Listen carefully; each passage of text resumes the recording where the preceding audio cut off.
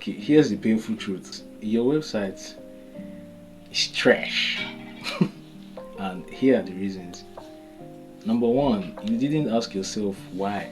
Tell me if this sounds familiar. You heard somewhere from someone or from, I don't know, a big name that you follow that you need to build a website for whatever reasons, to build authority, everything, which is true. And then you decide, all right, let me build this thing, let me just get over with it and tick the checkbox, you know. But at the end of the day, you get into a situation where it feels like it is now more of a hassle than anything productive. And usually, what happens is you just end up packing up the website. I mean, you technically have a website, but it doesn't play any role in your actual business. Now, the major reason for this is you never stop to ask yourself why.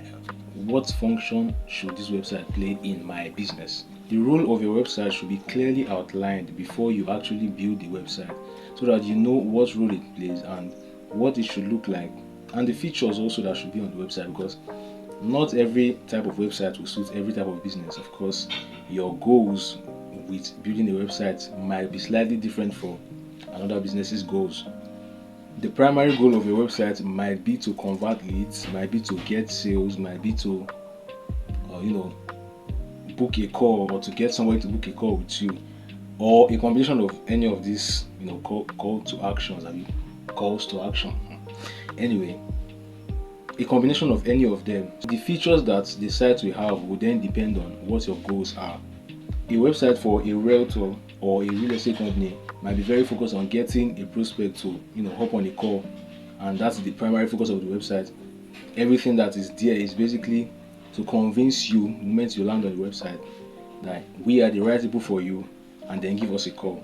Now that will look very different from a business who sells products. So, for example, a furniture store that sells, interior items or furniture, basically. The purpose of the store site will most likely be to display products, right? And then process payments also, so you can get orders and then fulfill orders, basically. So these two businesses, though they have websites, right, the websites are serving slightly different purposes and they will look very different. So now if you have a realtor that doesn't necessarily sell his products online, who then builds a website that has payment processing with whatever, Stripe, Paystack, or whatever it is, and then it doesn't really serve any purpose to him. Basically, most of what his site will do will be different from what this other site will do. Number two is your customer journey is not defined. The part that a prospect should take from not knowing about your business, right, or seeing your business somewhere, maybe on social media or wherever, landing on the site and then fulfilling your call to action is not clearly defined. So what usually happens is there is so much confusion when someone lands on your site. So they land on the hero section. It is not really no primary call to action, no indication that, oh, this is what you should do next.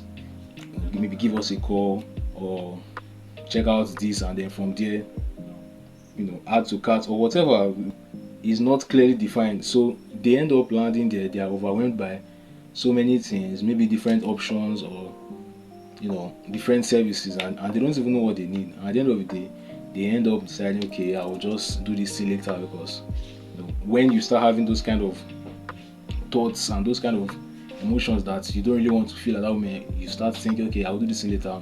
I'll do this later. Will end up turning to never. So the journey of your prospect should be well defined. The path that they take from landing on your website to then becoming a paid client, I think you should take it all the way. Should be clearly defined. In some cases, it is a slightly straightforward process, but in some cases, especially when you sell higher ticket services or products, products that are quite expensive, you may have to do more follow-up and retargeting and other things like that as part of the customer's journey or as part of the journey of the prospect, but that's for another video. Now, number three is the prospect or the customer. Now, the prospect doesn't have a clear understanding of what's in it for them. A lot of the times we get caught up with our achievements and how big we are, and we forget that your primary focus should be on the customer. What is in it for them? What problem are you solving for them? How are you going to do it for them? What results do they expect from whatever it is that you are offering to them. Your website and your messaging in general as regards marketing should be less focused on you and more focused on what they are getting. The truth is, it is a lot more effective to resonate with their emotions rather than just going on about how big you are, or how professional you are, or how much achievement you have achieved in whatever it is you do. These are the primary reasons why some people make very great results when they build a website, while some people just end up seeing it as a burden.